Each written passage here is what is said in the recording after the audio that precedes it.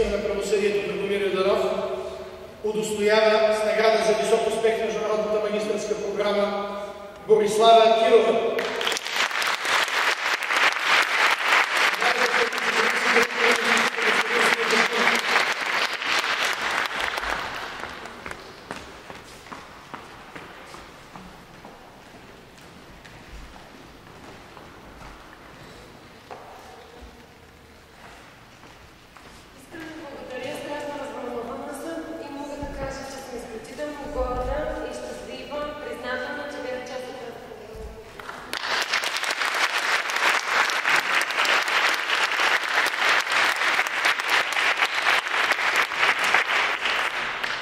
Това бяха 5-те официални награди за петимата най-добри в програмата.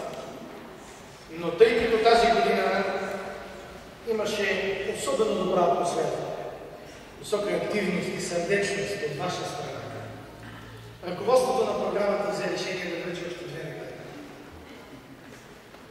Декана на юридическия факултет и ръководителя на магистърската програма удостояват с грамота за активно участие и заслуги в международната магистърска програма Право на Европейския съюз доктор Мирчо Иванов.